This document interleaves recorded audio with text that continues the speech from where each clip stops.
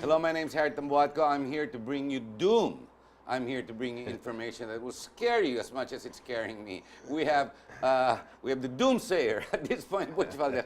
Butch, continue with that issue. Well, yes, it's really scary. No, and I too am scared as we speak and explain all these things that why we're moving toward that. Maybe we should put this in the media so all the South Koreans need not all rush into the country. Damay rin kayo, tumakbo kayo dito, ganun din, patay rin kayo. Parang ganun na malabas eh. And they're coming in droves, di ba? In plane loads and shiploads. They're over 1 million now and still growing. Yung pala, even here you're not safe. Punta kayo na Australia, that's possible, ano? Pwede pa. Singapore, malayo-layo pa. The only reason we're not safe here It's because the Americans are here. is the Americans are here. So kung umalis dapat mga Amerikano? Yes, of course. Of course. One of Former Congressman Roy Logoles will disagree with you. Sabihin niya, hindi, the more, pasok natin mga bombers. O, di ba? because I'm a Filipino and he's not. Oh, yeah, okay. Kasi nag-blindside na tayo. But go on, continue, Butch. At any rate, this thing, if it does happen, it's catastrophic for all concerned. the whole world, because it will cause a chain reaction of Kung events. magkagerahan man yan, miscalculation, surely American military might can put a stop on the war even if China joined, even if North Korea was the trigger. I don't think China has the military capacity to address. It'll be a short war with America and China. And after all, if China becoming the aggressor at this point, if you unleash American power, it's not just in Hollywood, in the movies that we see their might. It is true. Yeah. It is very true because their spending on military today is 50% of the whole world.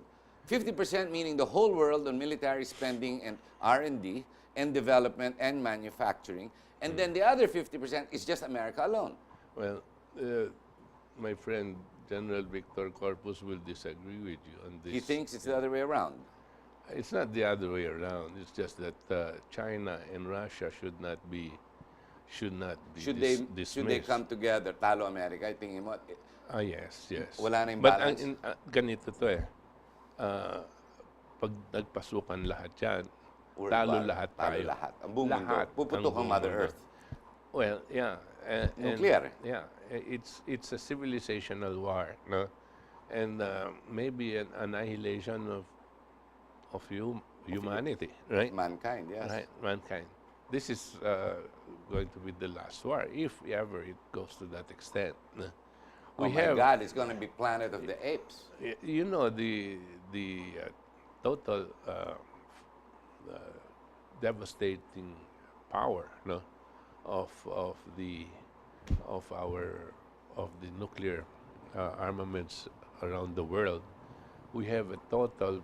You put it all together, something like maybe about 35 to 40,000 nuclear warheads. Kung magputukan lahat yan. We're in one warhead, no? One warhead, the way the power is now, is equivalent to 200 times what they dropped in Hiroshima, right? One warhead, and there are about 35 to 40,000 warheads. When sabay-sabay Umakyat lahat yan. no? Sabog na Mother Earth. Walang panalo. Lahat talo. Wala nga. Civilization will be lost. Yeah, and it's not like you die in the instant. You're lucky if you are in ground zero. No? But if you survive, you will wish you had died. No? The nuclear fallout. We have a tape called Unsurvivable. No? I think everybody has watched so many different kinds of movies where nuclear fallouts have brought over futuristic movies of starvation, devastation, and tragedy. Yeah, it tells you because how starvation, contaminated water, so on and so forth. Food, everything. And then the radiation where flesh falls off as you were. It's something that is unimaginable, right? And we don't want that. Now, going back to this situation, I was quite happy with the president. He again, despite the fact that before the ASEAN, he said he referred to this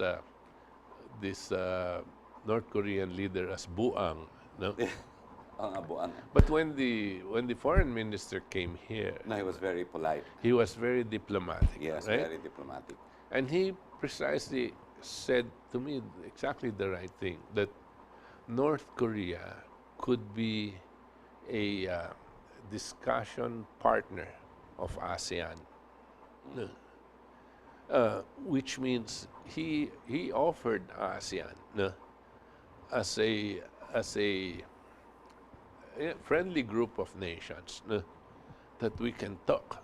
We Peace can talk. Yeah. Kumbaga talagang peace talk yun. Because China is obviously, well, it has ascendancy over North Korea where it can influence. Yes. But America is not trusted, right? No.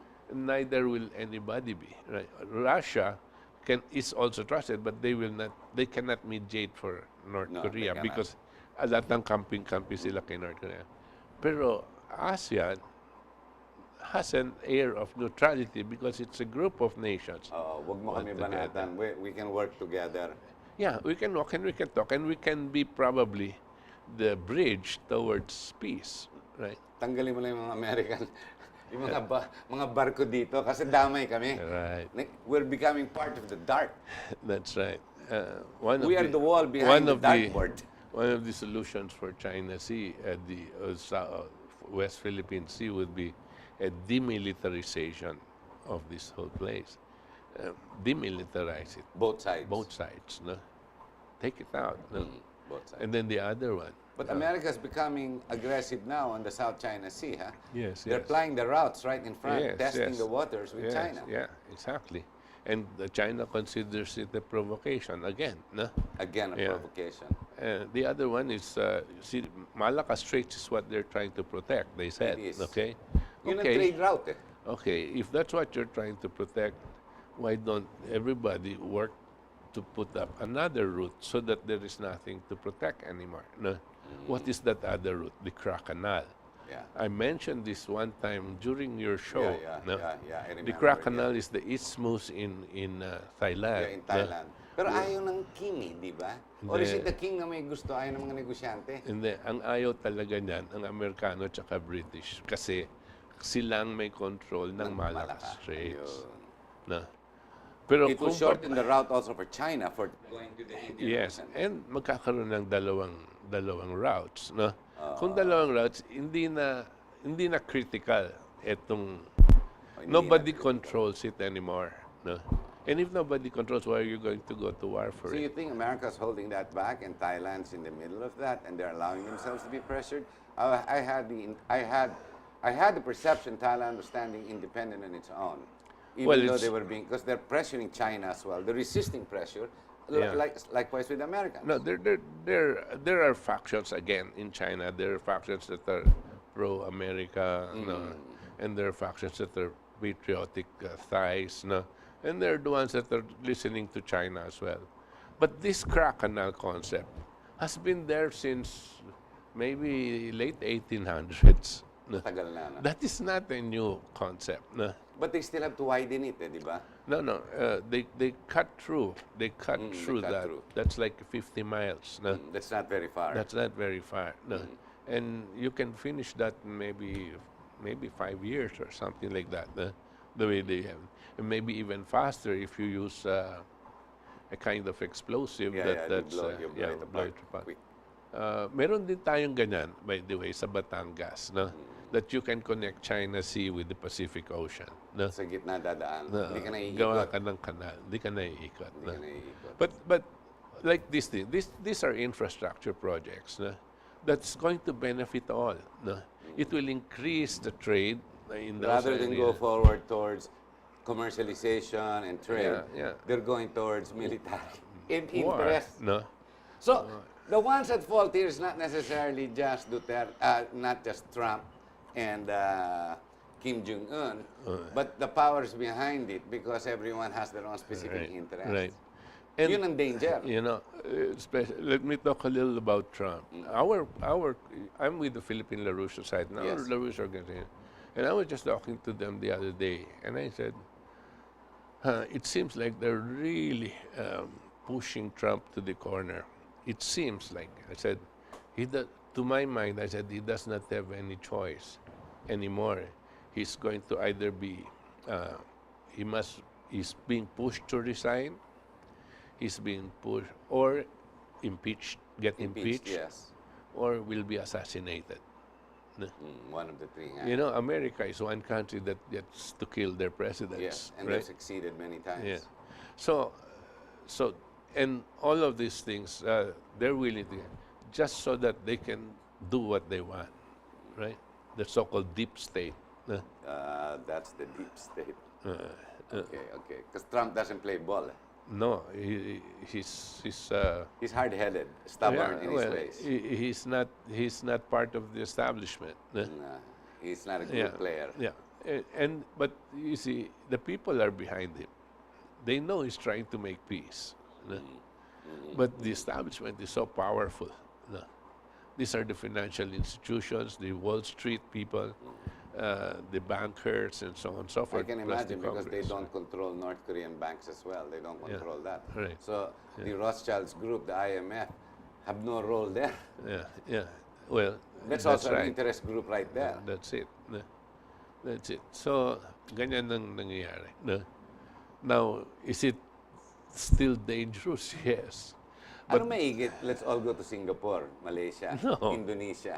There's no place that's going to be safe. There's no place that's going to be safe in case that thing happens. The best thing to do is do everything we can, push our president, push our to do something, to mediate, to offer himself. Which he did already He with Xi did. Jinping. He did. Yeah. He did. And Pero hindi siya pinakinggan ni Xi Jinping. hindi, pinapakinggan siya. Pinapakinggan. And But not the trade between the economic sanctions in No. the borderline where it's contiguous between North Korea and China. well, we maraming don't know black the market yan details. We don't know exactly the details. But for example, Xi Jinping, he's trying to stop, what's his name? Kim Jong-un. Kim Jong-un from testing those goddamn missiles. Yes, because yes. and when he said, if you continue to test those missiles, we're going to put economic sanctions on you. Yes. And so there was a time when North Korea was exporting its coal. They held back. Not only did they hold back, Xi Jinping sent the boats back. Biro ko. And alam mo, major export ng North Coal. Korea is coal. Bakit ayaw kaya ni Xi Jinping to test them backwards? America, Russia has done that. They sent them into the bottom of the earth. That's where they find out the strength of their ballistic tests. Ang Pababa. pababa. Hindi pa akyat. Well, Kasi dito ang trajectory, the higher it goes, they find out, the minute it goes that way, it goes across faster. That's how they can identify trajectory and mileage. Going down, you're just testing the missiles and the strength of the power. You're testing the power. The power is already tested for sure. Well, switch Now, that. the ability of the rocket, to carry the warhead. to carry the warhead, ICBM, the intercontinental, right? That's the one. That's what they They want feel to they test. haven't built it light enough to be carried on the warhead or Well, on the tip. Sometimes it takes a little engineering for that. But siguro, they're refining it already. We don't know. We don't know how. And we don't know how accurate they will be.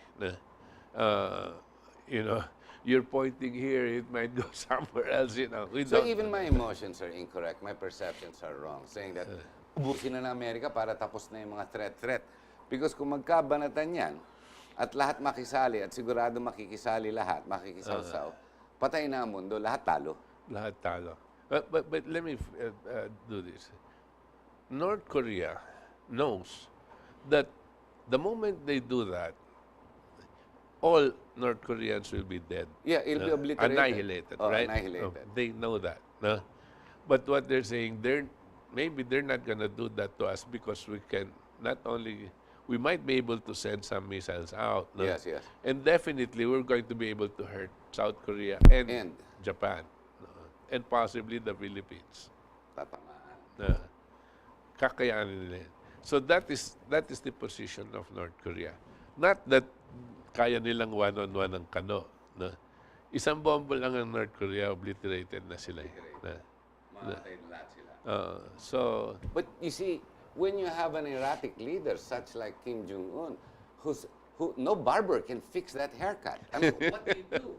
He just has to wake up every morning and he is miserable all day long and he takes it out on the Americans.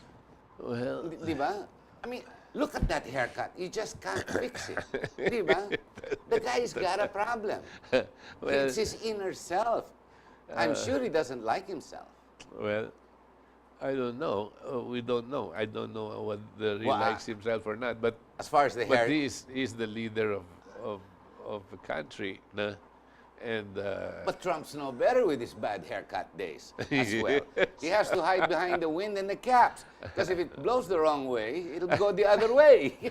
I saw a Facebook picture where they changed haircuts. Oh my gosh. But that's a miserable You thought. That's a think- nightmare. You think they're ugly the way they are when you watch when they change Oh my haircuts. God. I hope I don't come across that posting. But what is scary, what Yeah. you were able to convey to me, you were able to threaten me and scare me. Na kasi tama nga naman, ano, sana umalis na lang muna yung mga Amerikano. Doon na lang muna kayo pumorma sa ibang lugar para umalapit sa China, di ba? O sa Cambodia, kakatabi na This lang, is- yung mga contiguous areas. Kesa dito. This is what we've been harping on, even during that original show of yours with the, Yes, yes. that the Americans, Collateral damage tayo. the Americans moved their 60% of their naval force It's here now, yes. and that is when the Chinese became very aggressive. No? Right after that happened, when the Americans came, they started To build the strips. to build that strip. No? That was not in there, but they don't have aircraft carrier. So, siyempre magmi-militarize yung mga tao because bakit nandito ka? No? Ayun. Kami ang target mo. Bakit ka naglagay ng THAAD missile sa South Korea? Kami ang target mo. Baliktad. So, what will we do? Wait for it to come? No, I have to prepare. No? Alam mo, these military war games cannot amount to anything because buti sana kung bala-bala lang, ano? Hindi na eh. Yeah. And nuclear confrontation means the end of humanity. Civilization. And Yeah. civilization Yeah. as we know it. And we've got leaders who are vulnerable, erratic at this point, who sit on top of the world. Yeah. It may look like Duterte's erratic, but he's the least player. He's the least contaminated. It seems talagang Trump with his temper, Kim Jong-un with his bad haircut there, or maybe both of them needing barbers. I mean, that can blow up the rest of humanity. Yeah, yeah.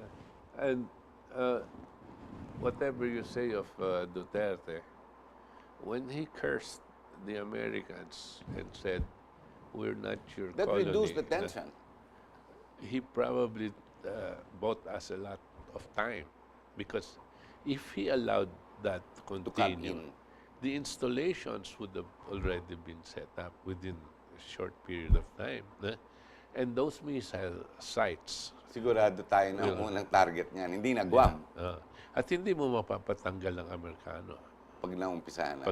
pag nandyan na yan. Ngayon lang, hindi mo papaalis di ba? Pero kung nakalagay na yung mga nilang missile sites, hindi mo na mapapaalis yan.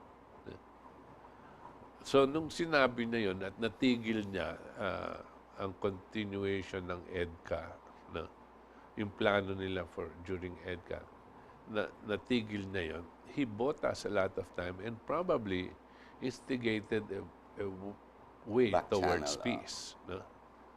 Unwittingly. Or Yeah. maybe wittingly. It's part intentional. of, I believe, it's part of God's intervention. He always makes use of the least expected. Mukha nga. Di ba? I agree with you. I find him funny and almost too abrasive, and yet he makes the right moves. For some reason. in its totality, no? In its Nakikita mo, totality, yes. nakikita mo. In the Yeah, whole, yung dito, parang napaka, ano oh, naman, di mali ba? no? Mali. Pero in the totality, May kita mo yung epekto, no? the holistic Na hindi picture, niya probably even expect. kasi napakalaki ang mundo, Oo, napakalaki yung effect. That's right. Maybe you're right. It's God's God's hand. way. It's God's way. There's a hand there playing. Yeah. Diba? Because who can expect? Who can expect these developments to happen, right? Butch, we're at the end of the program, and as always, you always intrigue me with your ideas. What would be your message to the viewers? Because, like them, I too am now scared. Well, we must continue the course in as far as our role of making peace, So the contributing ASEAN is towards world strategic peace. The for now, ASEAN is in strategic. November. The other strategic thing is the New Silk Road project. The Silk Road of China. Because that is the answer to war. No? A global infrastructure project. That is strategic also. We must promote it, participate in it, and ask all the other countries to participate. But isn't that the TPP part of that, of which we're trying to join, and America resisted? No, TPP is not part of that. TPP is against that. Against the Silk Against Road. this New Silk Road. TPP has nothing to do with infrastructure. Oh, okay. It's trading, isn't it? Yeah, trade, but trade is, you know, it's always The reduction of tariffs and yeah, trade. and it has nothing to do with real global Infra. and improvement of Movement of goods. production of goods, quality of life, Yes. and so on and so forth. Infrastructure is like being putting up a factory, no? Put it up and they will come. And you start producing goods, right?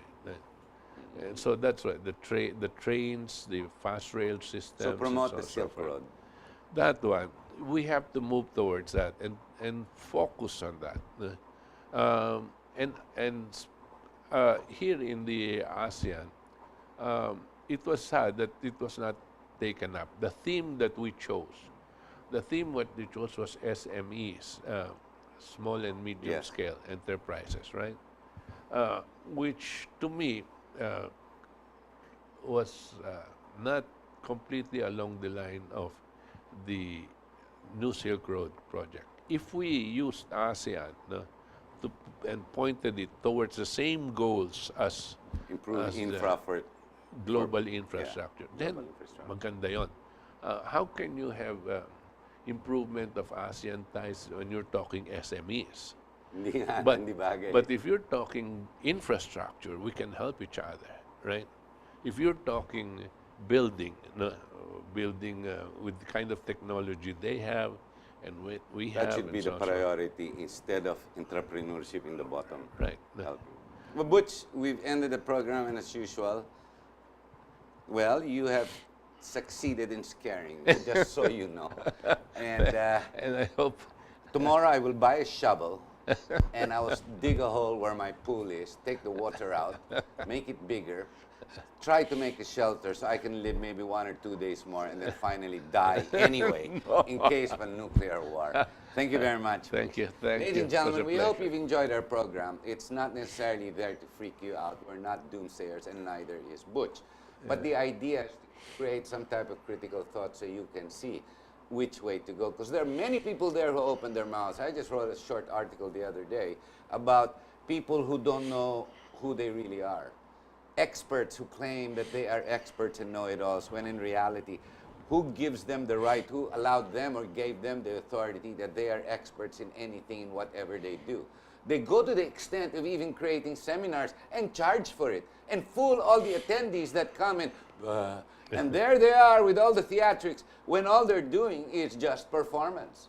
Who is really the expert? Who is the know-it-all? Is there even one? Who is to assess and measure and say, you're an expert, and you're not? Food for thought. Maraming salamat po. We hope you've enjoyed our show. You'll hear us next week again. Bye.